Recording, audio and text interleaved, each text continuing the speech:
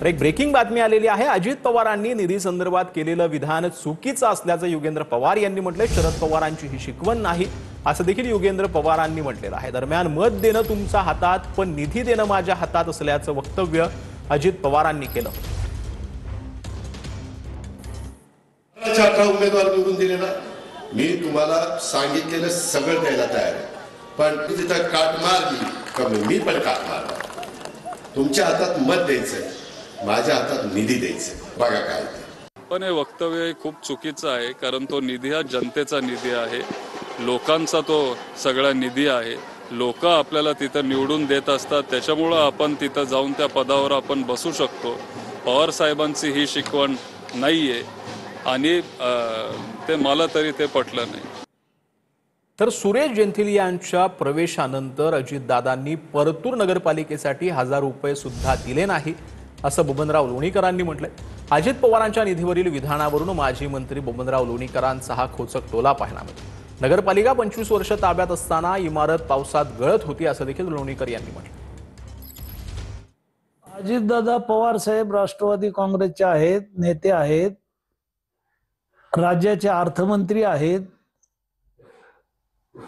सुरेश कुमार जेथले यांचा प्रवेश झाल्यानंतर 1000 रुपये सुद्धा त्यांनी नगरपालिकेला दिलेले नाहीयेत।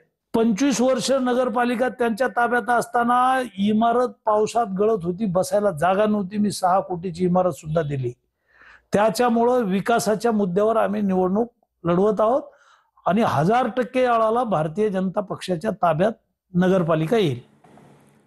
तर शहाजी बापू पाटील विमानात गेल्यानं त्यांचा करेक्ट कार्यक्रम झाला असा टोला उत्तम जानकर यांनी लगावलाय। मी विमानातून उडी टाकली म्हणून वाचलो असं उत्तम जानकर यांनी म्हटलं। सांगोल्यातील प्रचार सभेमध्ये उत्तम जानकरांनी फटकेबाजी केली आहे। निवडणुकीपूर्वी भाजपनं माझं कंबरडं मोडलंय हे मला माहीत होतं असं देखील शहाजी बापू पाटील यांनी आरोप केलाय। तर पराभवानंतर मी भाजपवर आरोप केला नाही असं देखील शहाजी बापू पाटलांनी म्हटलं। निवडणुकीआधी मला माहित होतं भाजपनं माझं कपाट मोडलेलं आहे, पण मी शांत राहिलो, काय बोललो नाही, टीका केली नाही। पराभवानंतर सुद्धा फडणवीस साहेबांवरून सांगतो मी भाजपवर आरोप केला नाही, पण भाजपने तर मदत एका पक्षाला केली, चित्र तालुक्याला माहित होतं तरी आम्ही सहन केलं, कारण मित्र पक्ष आपला। 55 वर्ष ज्यांनी एक निष्ठा तत्व सांभाळलं ते 55 दिवसामध्ये घालवले याचा मलाही राग आला। गेल्या निवडणुकीमध्ये मी विमानातनं कशी तरी उडी टाकली आणि म्हणून मी वाचलो। बापू तुम्ही विमानात गेला आणि तुमचा करेक्ट कार्यक्रम त्यांनी केला। तर पुण्याच्या औंध परिसरामध्ये बिबट्याचा वावर पाहायला मिळालेला होता। औंधमध्ये बिबट्या फिरत असल्याचा व्हिडिओ समोर आलेला आहे। वन विभागाच्या पथकाकडून थर्मल ड्रोनद्वारे बिबट्याचा शोध सध्या सुरू आहे। बिबट्याच्या संचारामुळे नागरिकांमध्ये भीतीचं वातावरण पाहायला मिळतं।